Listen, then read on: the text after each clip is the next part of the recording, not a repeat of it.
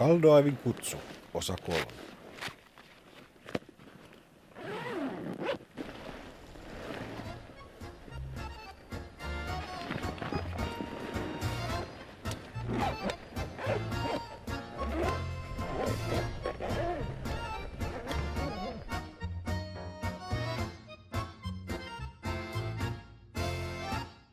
Kautta vuosisatojen suomalaiset ovat olleet ahkeraa saunoja kansaa. Vanhan sanonnan mukaan, jos ei sauna, terva ja viina auta, on tauti kuolemaksi. Sauna on ollut suomalaisessa kulttuurissa paikka niin syntymälle kuin kuolemalle. Ja niin juhannusperinteitä kunnioittaen on meidän retkeilijäkin laittanut saunan pystyyn, sytyttänyt tulet kiukaaseen ja varannut reilusti aikaa juhannussaunaan.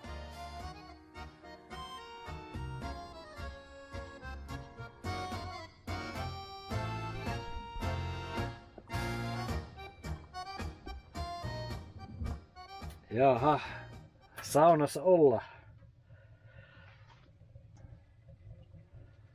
Tuosta vaan sitten.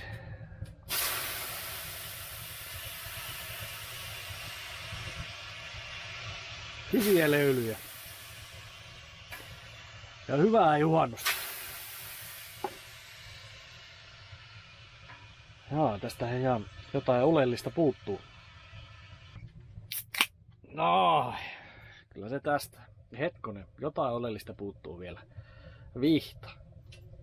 No otetaan vihta sitten ensi kierroksella mukaan. Aloitellaan tällaisella varovaisella löylyttämisellä. Sitten sen jälkeen ruvetaan piskaamaan vähän enemmän vauhtia. Huhhuh.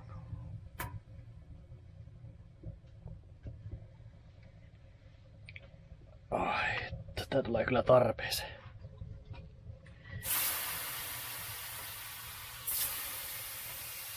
Kelpaa kyllä olla erämaa hoiteessa.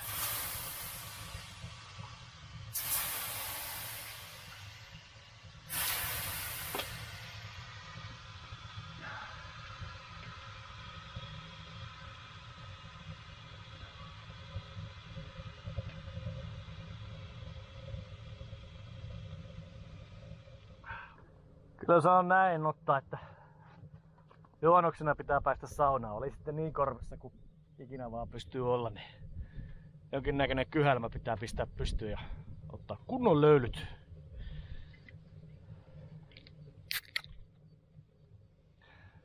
Se on siinä.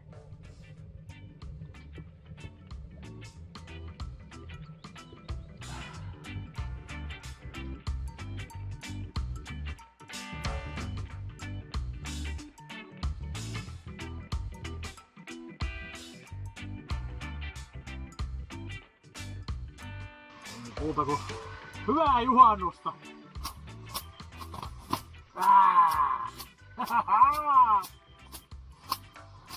Ai että, kyllä tällä verenpintaa saa!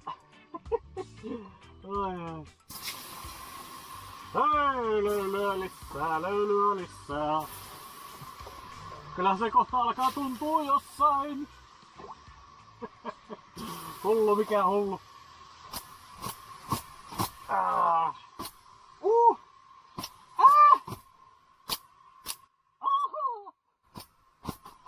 Eli joku pikku neiti.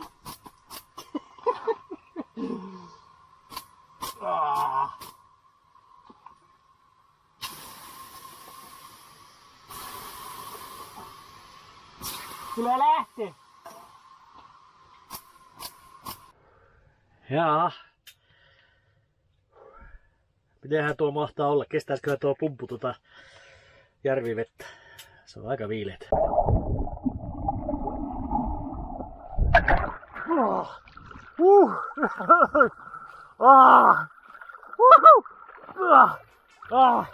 Vitsi on viileet.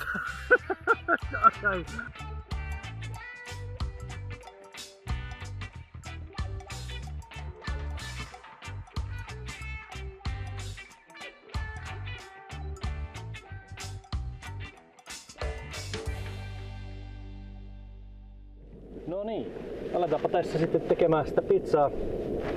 Ensitöikseen mä oon pistänyt tossa niin sanotun uunin päälle, levy 6.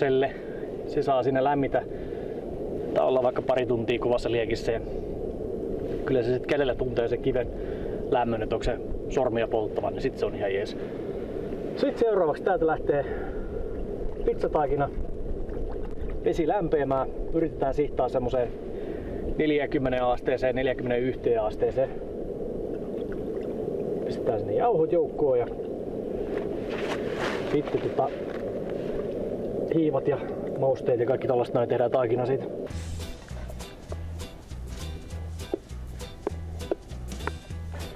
Lisää jauhoa joukkoon.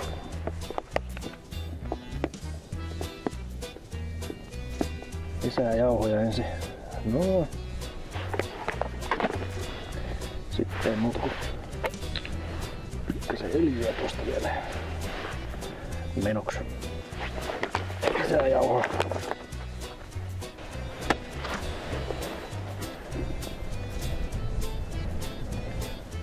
Minkäs näköinen ongelma on tästä nyt saatiin aikaiseksi? Se on vähän löysä olosta. Jauhot tuli siinä kaikki. Ei tullut mitattua sitä vettä ollenkaan.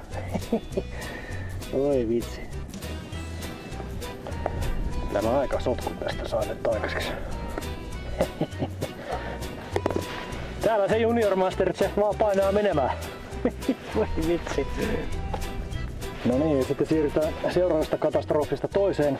Eli aletaan tekemään pizzakastiketta. Jokin näköinen soosi on hyvä olla olemassa. Joten siitä perus tomattisose pyrettä.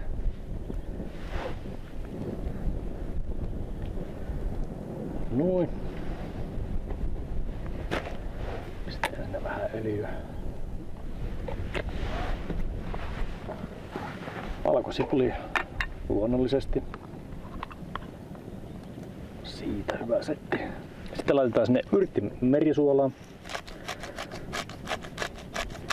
Puolet lähtee tuulen mukana. Sitten pilkka vettä. Musta peppuria siitä. Reilusti. Vähän napakkaa soosia saa olla. Soosi valmis. Taikina siinä tekeytyy. Kyllä siitä pizza saadaan aikaiseksi. Sitten sen jälkeen ruvetaan tekemään täytteitä. Kunnon paksuja siivuja.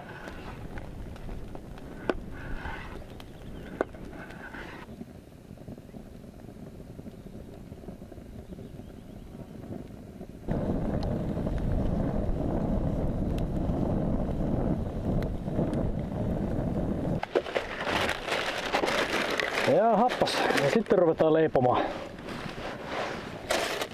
Tuosta noin hyvä setti taikinaa tuohon.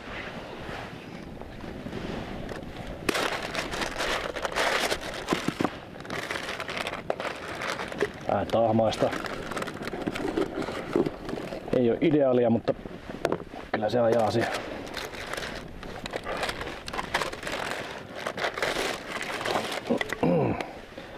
Sitten vaan ruvetaan levittelemään sitä ympäriinsä.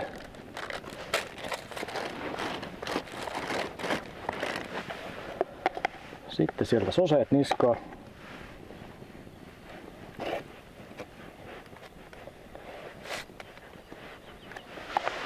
Se ei justiinsa. Vähän juustoa. Pikkupalasina tasaisesti.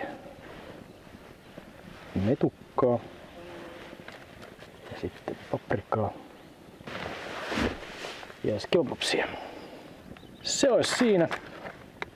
Sitten ei muuta kuin reunoista kiinni ja nostetaan ja laitetaan kansi päälle. Vähän painellaan reunoja.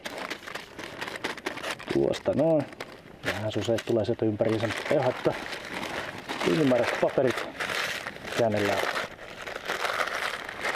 sisään noin. Se. Ja sitten otetaan folio. Missä folio? Ja sitten otetaan foliota. Tämmönen hyvä setti. Otetaan sieltä kirkka siihen keskelle. Taitellaan folio tiiviisti.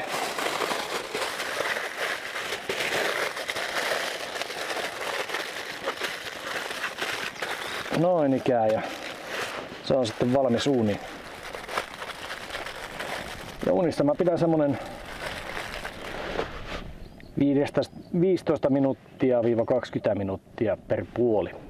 Ei ole mitään hirveän nopeita toimintaa, mutta täällä erämaassa kun ei ole mitään muuta kuin aikaa puuhastella kaikenlaista jännää, niin tässähän tää menee. Täällä mulla onkin uunissa jo valmiina pari samanlaista versiota.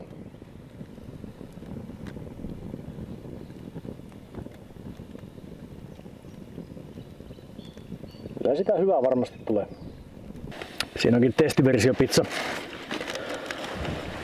Vähän on pikkasen tommoista. Olisi voinut olla vähän kauemmin siellä uunissa, mutta kyllä tää hyvin menee.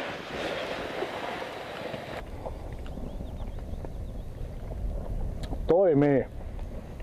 Kyllä. No kaikki kun mä saan tänään syötyä, niin kyllä napa varmaan räjähtää.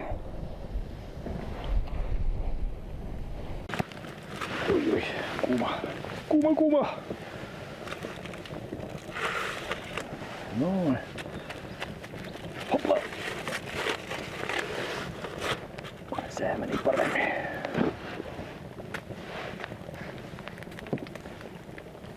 Ja taas 100 vettä.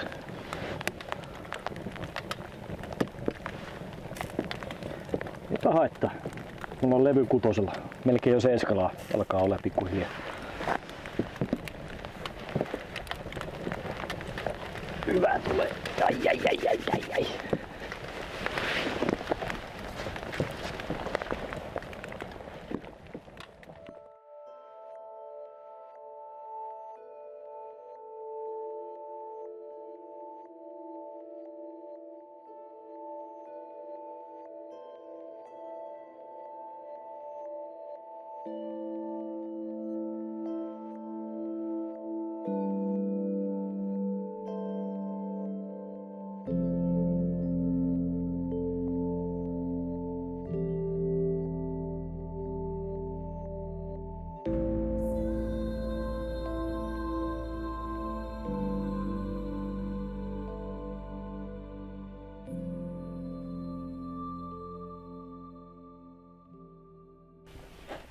No niin, hyvää huomenta.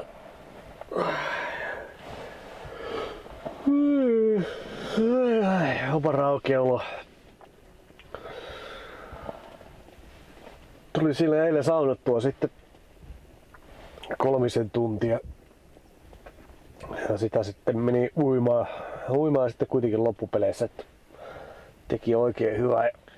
Tänään on sitten hyvä lähteä pikkasen tonne kalastusvaelluksille pohjoiseen päin.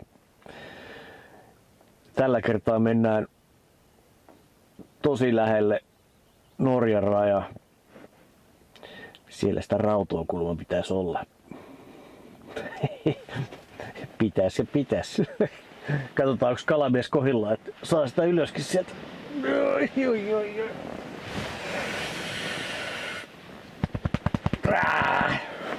Joo, menoksi. No niin, valmista tuli. Kamat on kasassa. Ja ei sitten muuta kuin kohti tunturia ja kala. Hötökkää tuli saman tien kaveriksi. No niin, tästä on kohteeseen semmonen 5 kilometriä. Ei paha. Siinä on välissä aikamoisia nousuja ja laskuja. Pitäisi olla semmonen merkitty polku, mitä pitkin nyt tällä kertaa pääsen kävelemään melkein perille asti, mikä on ihan tervetullutta. Teepä siinä. Lähdetään kattoo.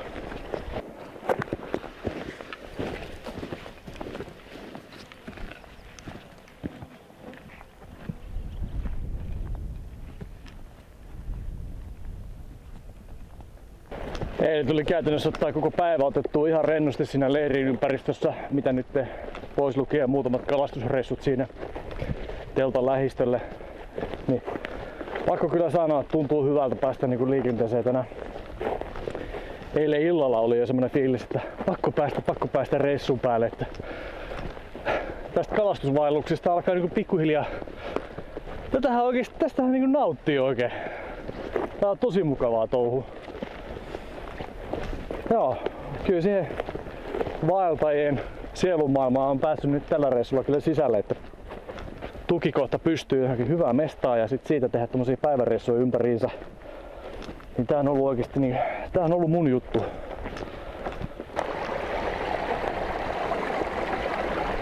No, kohta ollaan polulla.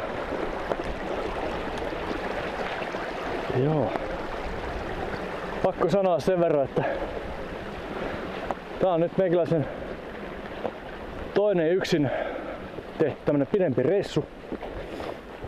Teille, jotka epäilette ittenne, että pystyttekö yksin lähtemään mihinkään ja uskaltaako sitä muuta, niin sanoin, että antakaa palaa vaan. Mutta kun menoksi ja suunnittelette reissut tosi hyvin, mietitte, että mitä te haluatte tehdä siellä ja katsotte, että ennen kaikkea varusteet on kunnossa. Ja muistaa vaan sitten reissulla kuunnella itteensä ja se kroppa ja pää sanoo. Ja jättää se suurimman jallun kanssa lutraamisen sinne kotopuoleen. Tietty iltasi siinä teltasuojissa on ihan kiva pikku iltamyssyt ottaa, mutta rajansa kaikilla sitten.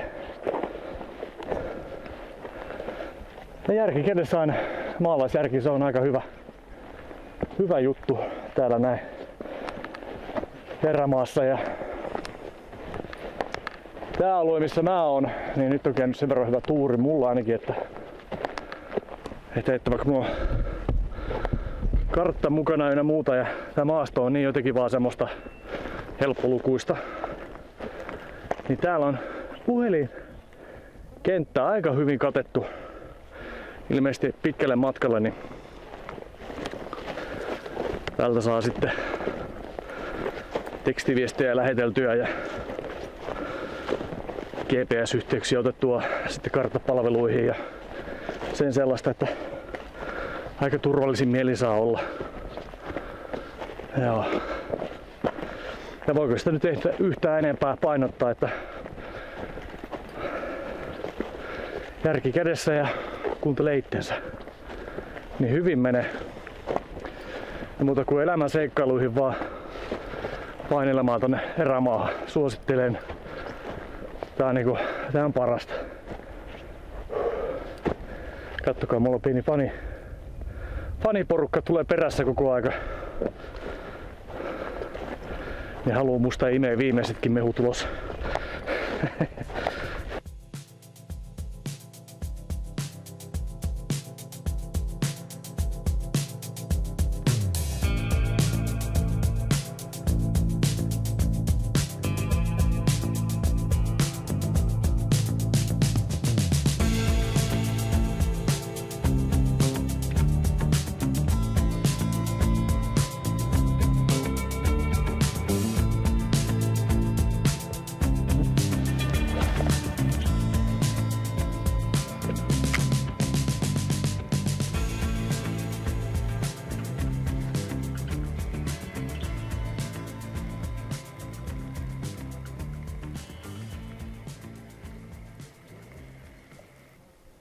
Nappaa.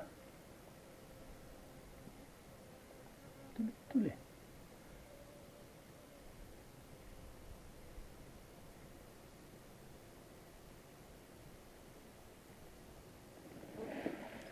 Tyhjä veti.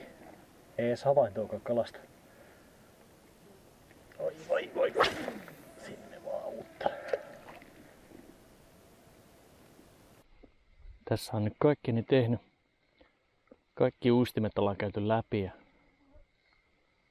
pommitettu ja tossa jotain tärppii pinnassa jonkinnäköistä kalaa ja tässä rannassa on pientä raudunpoikasta painelee menemään noissa kiven lohkareissa. niiden suojissa sitten. Nyt seuraa, nyt seuraa. Voi vitsi. Mikä toi on? Mikä toi on?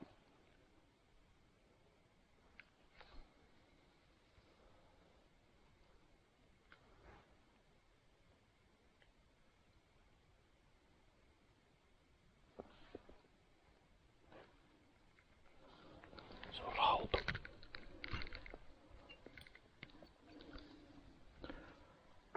Voi vitsi.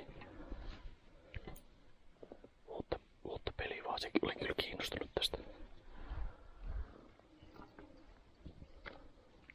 Voi juma, voi juma.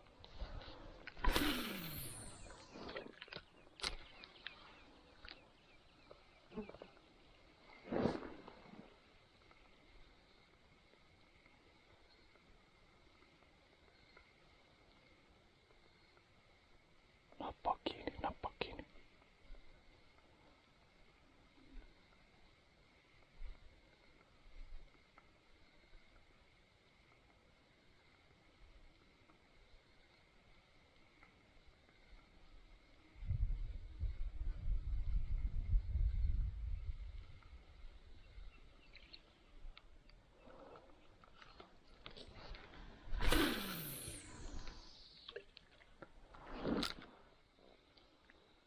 Tässä on rautuu kyllä.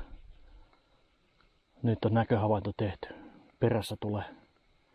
Se oli semmonen 30 senttinen. Nyt on kiinni. Kerran hyppäsi jo. Tulee sukkana perässä. Voi kun se on pieni. Ai pääsi irti. No, ei se mitään. Alamittarajaahan täällä tietysti ei ole raudulle, mutta se on sitten ihan jokaisesta itsestään kiinni, miten se omatunto kolkuttaa, että kuinka pieniä sitä uskaltaa täältä ottaa. Tietty onhan siinä se kääpiöitymishomma ja näin poispäin, mutta tuommoisessa pikkupuikkelissa sitten hirveästi ruokaa, mitä saa useamman sitten kalastaa sieltä, mutta kiinni. No niin, paremmin tällä kertaa.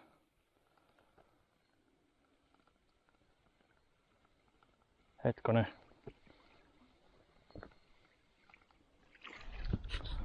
Mitä? Tämä ei kyllä mikään rautu ole.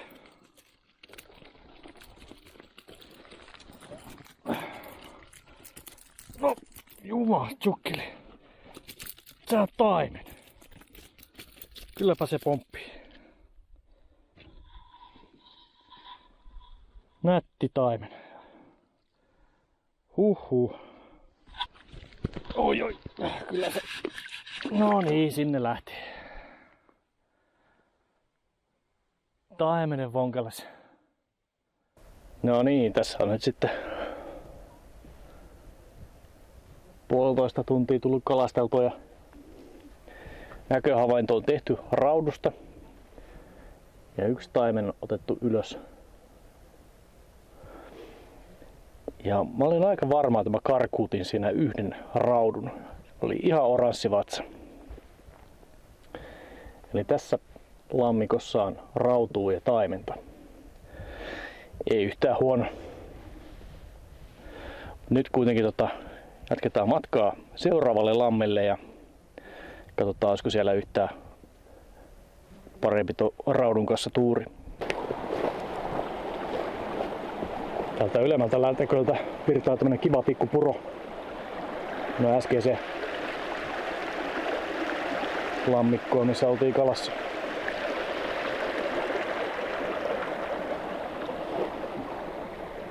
Todella kaunista. No niin, josko täällä kala kotona. Ei muuta kuin koittamaan.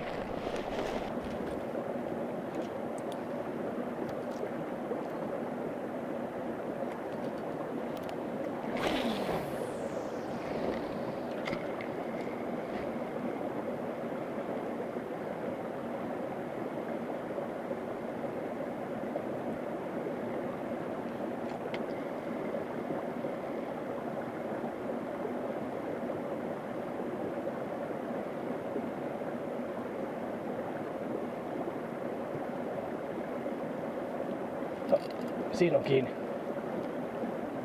Jotain tosi pientä.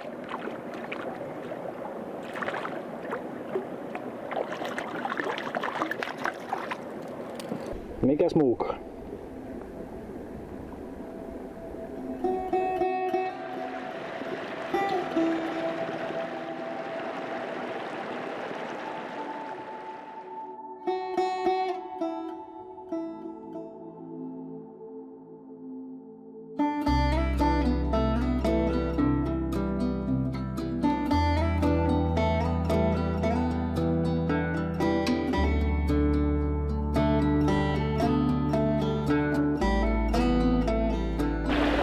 Nyt ollaan täällä ylemmällä lammikolla ja näyttää siltä, että alkaa rupea satamaan vettä. Toivotaan, ettei saada kauan. On kyllä sadettakin mukana tossa ja se evästä tässä popsinut matkan varrella. Ei oo silleen mikään kiire.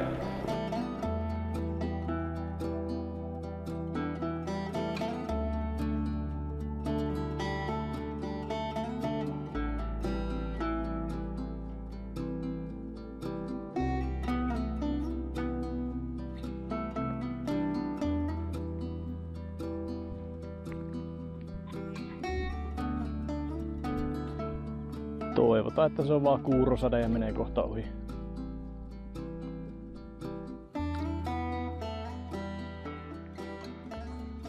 Vihdoin ja viimein löytyi tämmönen vähän syvempi kohta tästä lätäköstä. Todella matalaa tuolta ympäriinsä kyllä.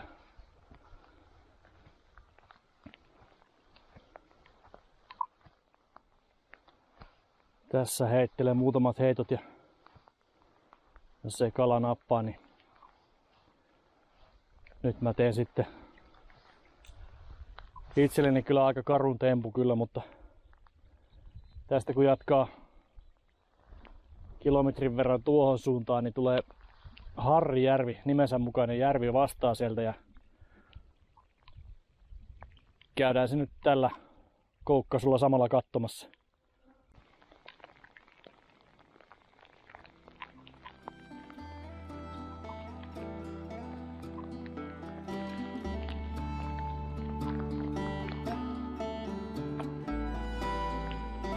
Tuolla kiven alla pystyisi varmaan värjättelemään suurimman sateen pois. Mutta ei, kyllä me nyt painetaan eteenpäin vaan. Kerrankin on happirikasta ilmaa, niin käytetään sen nyt hyödyksi.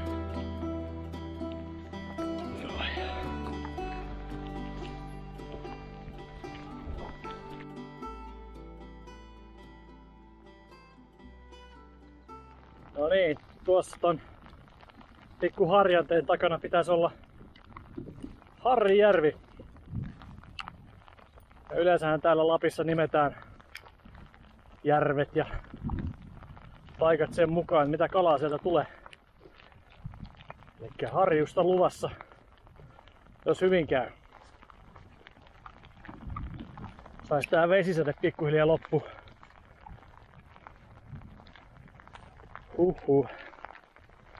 Vaikka mulla onkin tässä tuollaiset vahatut, mitkä lie vaellushousut, niin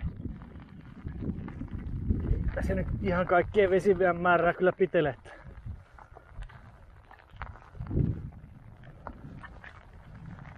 Voi voi.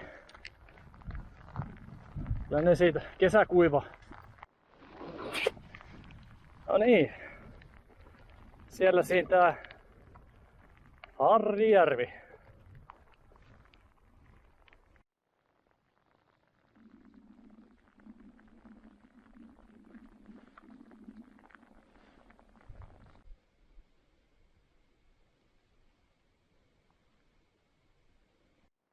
No kiinni on. Saapa nähdä mitä sieltä tulee. Tuleeko ollenkaan. Veikkaan jotain pientä taimenta taas vaihteeksi. Ei, tämä on harjus. Harjus. Pieni kaveri.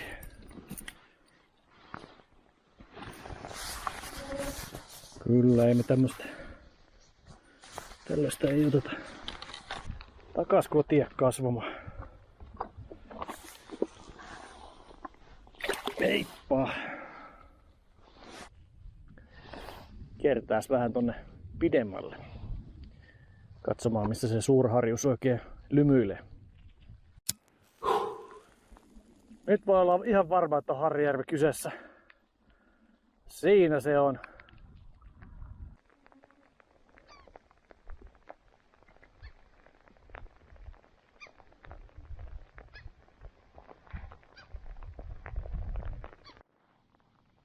Joo, se alkoi ukkostamaan. Tuolla on jossain 10-20 kilometrin päässä ukkonen. Tää nyt sinänsä hirveän hyvältä näytä, että aurinko paistaa tähän minun kohtaan ja kaikkialla muualla ympärillä on aikaisen tumman näköistä pilveä ja tuolta mun takanta tulee tommonen paha entelevä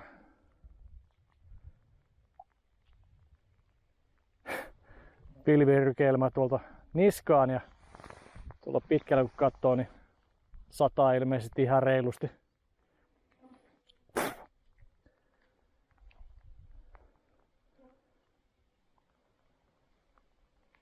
Onko tää nyt sitä, että ollaan myrskyn keskellä?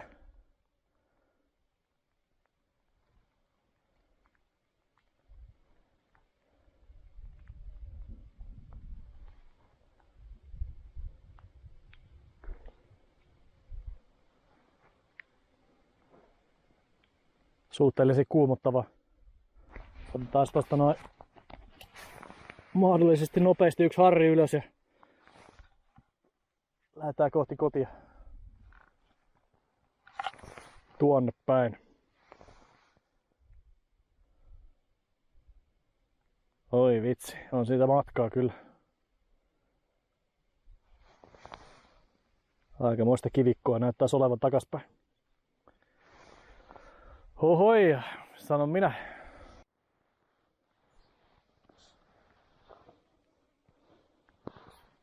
Ja taas kerran.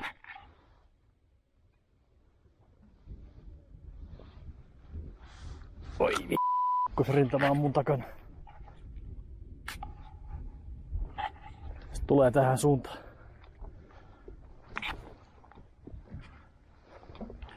Jaha, nyt lähdetään vitoseen täältä. Ei kyllä paljon apostele. Jätä tuohon myrekkeen. Tekeekö mun tämmönen pieni ukkosen johdatin kädessä.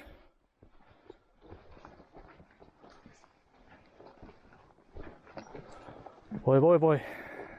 Harrijärvi jäi nyt sitten kalattomaksi järveksi, mistä ei tullut kalaa. Tällaista tää välillä on.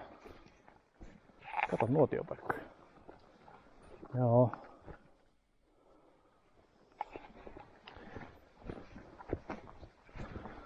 Mihinköhän suuntaan nuo pilvet nyt on menossa?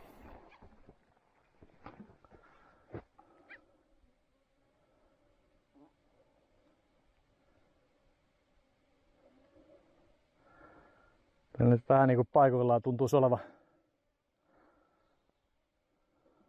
Ups, siellä salamoi.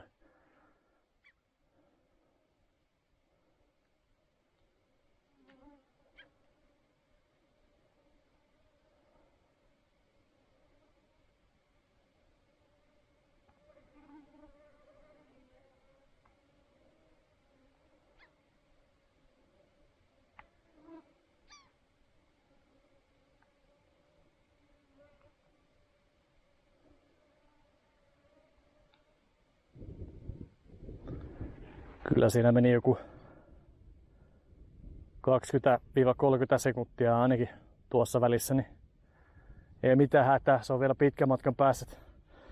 Nyt on vielä hyvä aika ottaa turvatoimenpiteet ja lähteä tästä alta pois. Muuta kuin takas leirille vaan. Joo.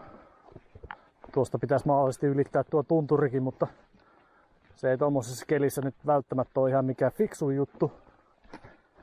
Jotenka yritän tästä löytää sen valmiin reitin tuolta tunturin kupeesta.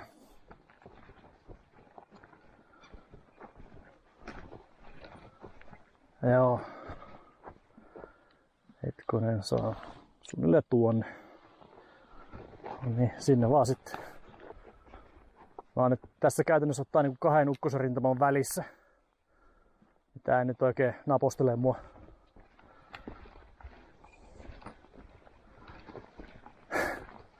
Ja tuollakin edessäpäin on joku saderintama. Joo. No niin, tässä tuli matkalla tämmönen pikku lutakko. Tässä pitää käydä heittää pari kertaa vielä.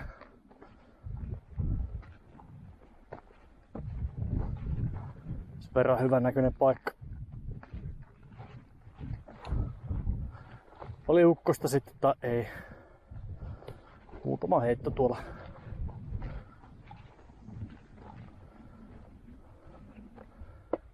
Kyllä, hyvin tyypillistä. Pikkasen kiviä siinä alussa ja sitten selkeä syöne. No niin, nyt on kala kiinni. Vähän taistelee kovemmin.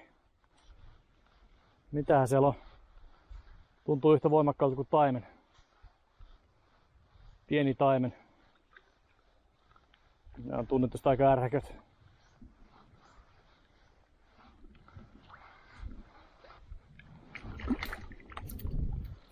Kyllä.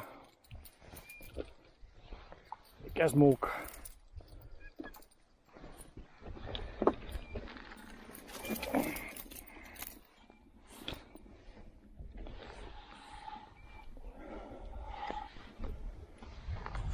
Tässä pientä samaa silppua nyt tässä toista päivää nostettu jo ylös, että alkaa pikkuhiljaa riittää, että pikkuset puikkilit. Ja matka jatkuu kohti kotia. Alkoi vettä satamaan taas.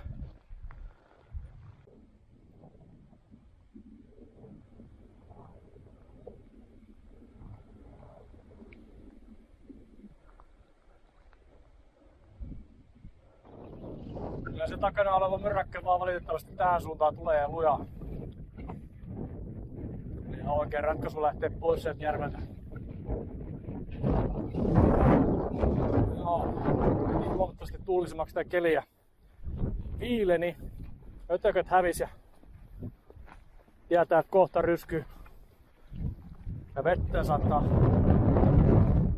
Westbergin Bridgeestä. Tunturin päälle ei mitään asiaa. Jotenka kiertoreitti tulee.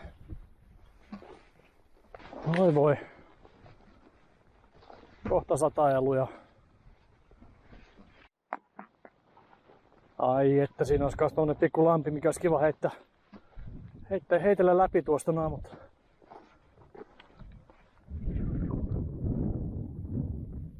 tuo takana oleva rintama sanoi, että ei. Et oo heittelemässä.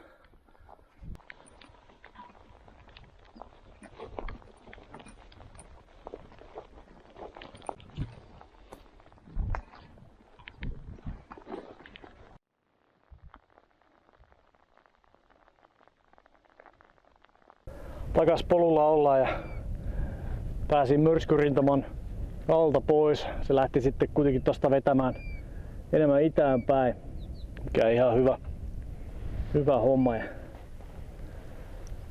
siellä on aika se synkän näköistä. Siellä on oikein kunnon tummat rintamat meneillään. Tässä olisikin nyt tällä hetkellä ihan hyvä tilaisuus tai pikkasen välipalaa ja tässä koko matkan napostellut menemään kuivalihaa ja pitää sanoa kyllä siitä, että se on niinku, ainakin tuntuu olevan tämmöisen vaelluksen niinku ehdoton ykkössafka, kun on superfoodia. On yllättävän pitkälle jaksanut painaa, kun aina silloin tällöin vetässyt siivu kuivalihaa ja sitten vähän raikasta tunturivettä päälle siihen, niin hyvin on paakut riittänyt. Joo, teepä siinä.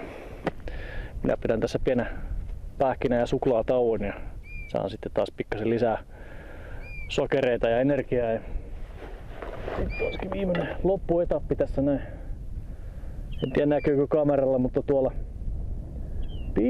pitkällä näkyy tämmönen hirvitorni, niin siihen suuntaan pitäisi sitten painella menemään.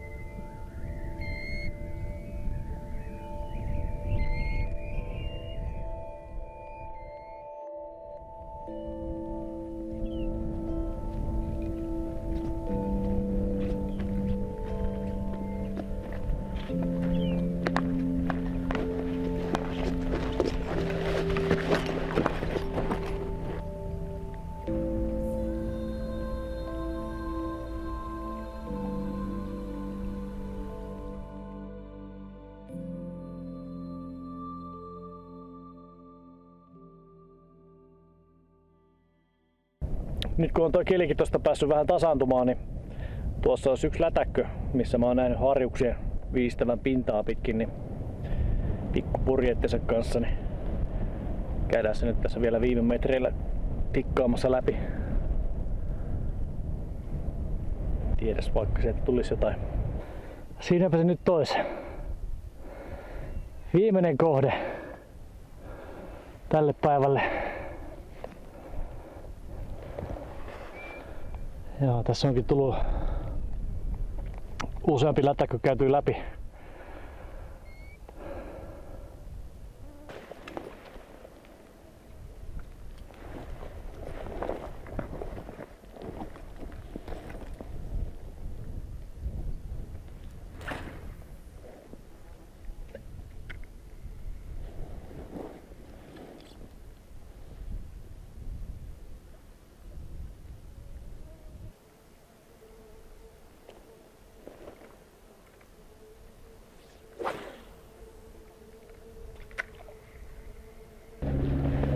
Ehkä hivenen harmi sinänsä, että tällä reissulta ei nyt ruokakalaa tullut mukaan, mutta näin se vaan välillä menee. Mut pitää sanoa kyllä, että kyllä tuo vaellus oli erittäin palkitseva. Näistä hommista alkaa tykkää jo kuin hullupuurosta. Joo, niin kuin aikaisemmin tuosta tuli höpöteltyä, että tänne vaan ja rohkeasti eteenpäin. Ja että varustukset pitäisi olla kondiksissa, niin täytyy sanoa siihen se, että varustukset saa mielellään olla sellaiset aina mukana, että on valmiina sitten vaihtuviin keliolosuhteisiin. Niin kuin tänäänkin ollaan nähty, niin aikamoista menoa on ollut. Ja semmoista. Onneksi nyt ei ole kuitenkaan lunta satanut, mutta sekin on mahdollista.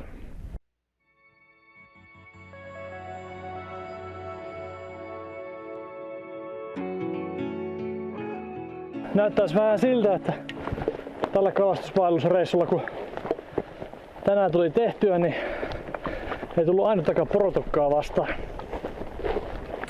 Vähän ollaan epäilemään, että se meikäläisen juhannussaunominen sai riittää niille poroille ja ne on pistänyt itsensä vähän syvemmälle tuonne Kaldoaviin.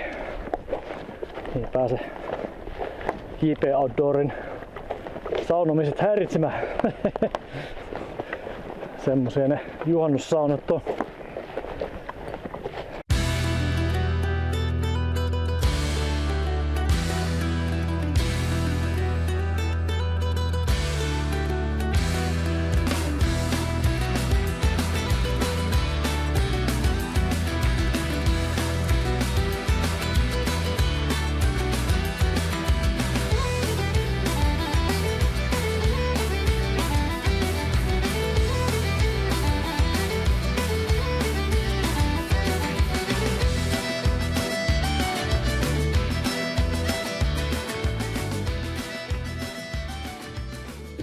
Tässä onkin sitten pienet tukevat iltapalat tommosen hyvän vaelluksen jälkeen. Niin tuossa keittelin chiliä ja jauhelihaa kasaan ja tässä tulee räppitäytettä kovaa vauhtia.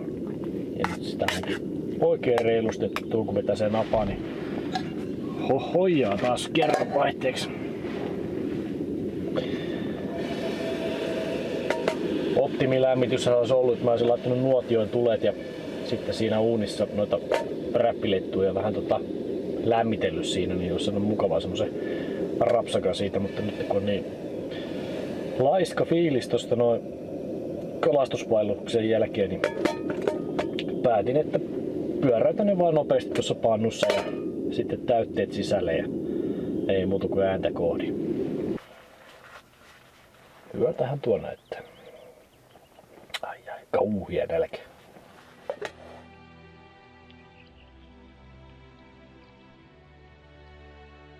Erämaa jatkaa kulkua omaan tahtiinsa, muovaten hitaasti itseään ja välillä muistuttaen sen kulkijoita olemassaolostaan sen monipuolisilla ja haasteellisilla olosuhteillaan. Kuin ikivanha ennalta kirjoitettu tarina, joka etenee omaa hidasta polkuaan.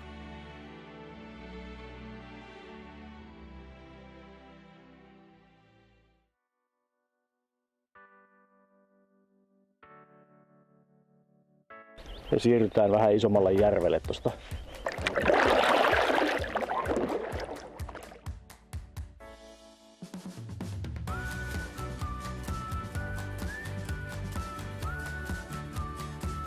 Vitsi, se on iso harju.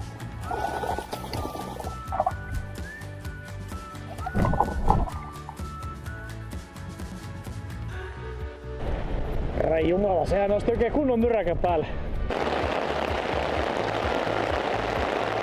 Nyt vaan munoutuu se eteen ja otetaan sitten.